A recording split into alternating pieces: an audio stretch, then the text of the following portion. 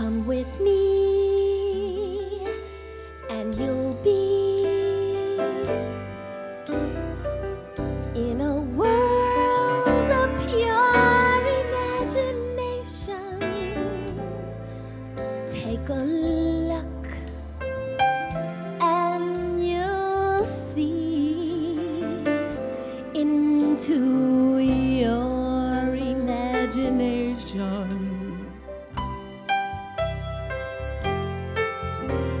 We'll begin with a spin, traveling in the world of my creation. What you'll see will defy explanation.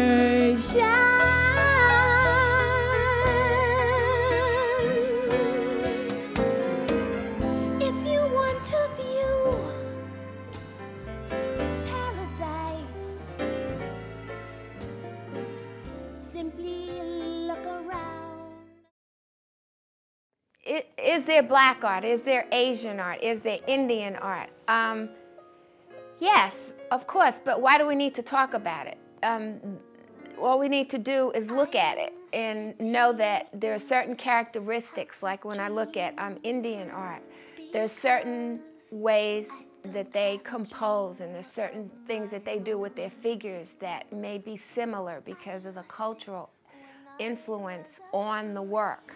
And what they're exposed to every day. But it's like with black art, it seems like you're punished with it. It's like it's not just like this group of people that live in North America and live throughout the world, because we're very prevalent throughout the world. We express ourselves in a certain kind of way, but we shouldn't be punished with, oh, that's black art, so let's push it over there. It's not of any value. That's not true.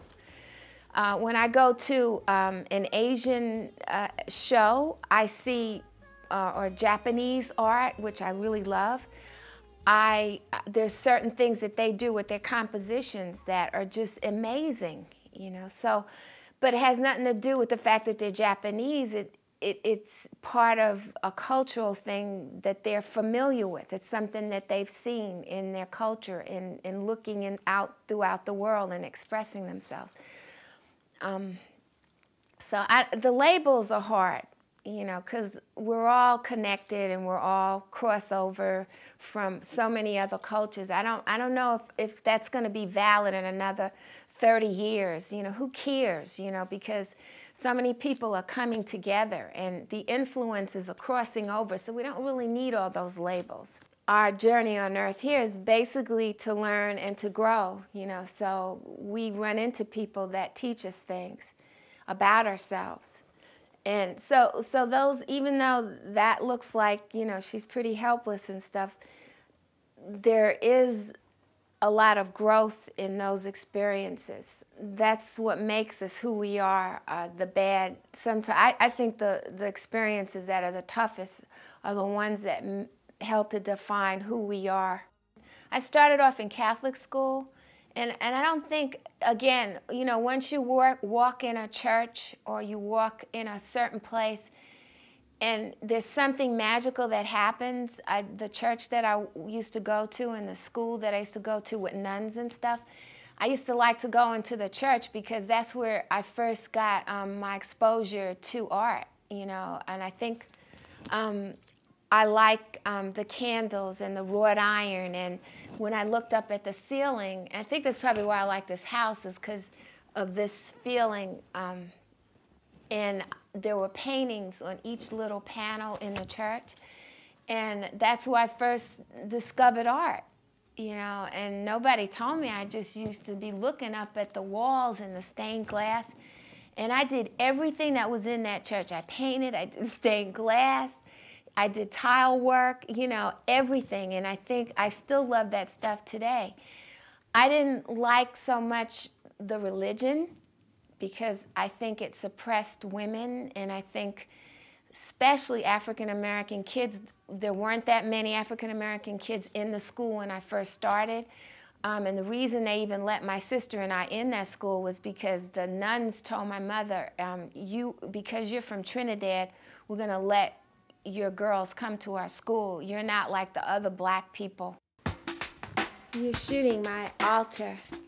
I have lots of statues, and I believe these statues were made because the people who made them believed in an idea that this statue was meant to help other people get through difficult times. And because of my belief in the spirit world, I know that these statues hold good things in them, so that when I do pray or put something up there that belongs to someone, that the prayers are answered, that things do clear up. And everything really is about your belief system. This is just a symbol of what a belief system can represent. And so I always put the picture of the person, that may need prayers, the person that may be in trouble for a minute. Most of the time it kind of, people work through them, but prayer always helps. I started off my education around, I was about 15. I went to the Art Students League.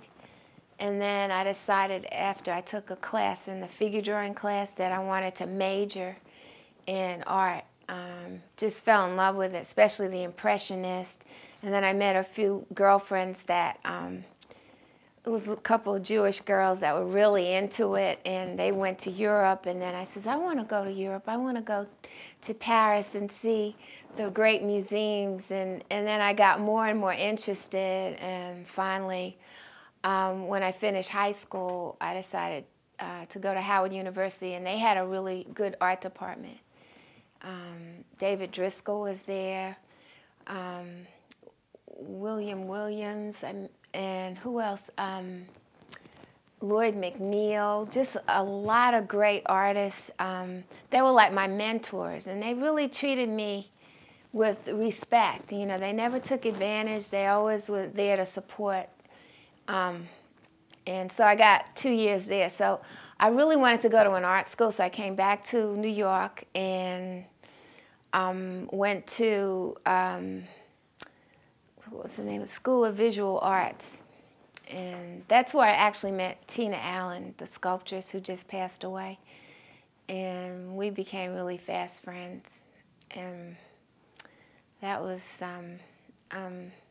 but she came here and she did what she said she was going to do, and that's all that counts. I know she's not here now, but I think of her often. But she came here to do exactly what she was supposed to do, build those beautiful sculptures.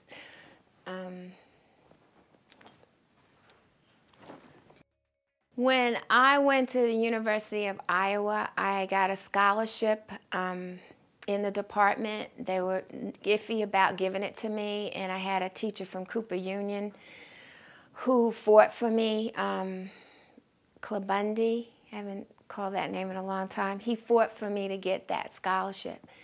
And it wasn't because I wasn't talented. Obviously, he thought I was. That's why he went there and asked him if he thought I should be studying with Lazansky, Maurice Lazansky.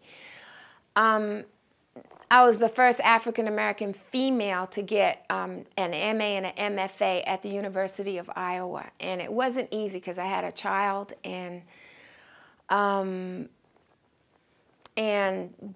stress of being in an environment where I was the only one all the time. And I did my best. I mean, I guess I was just there I wanted to make art.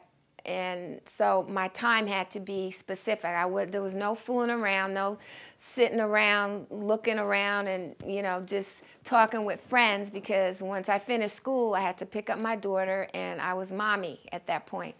So the point was, the time that I had, I was always very, very active and prolific in terms of accomplishing my goals.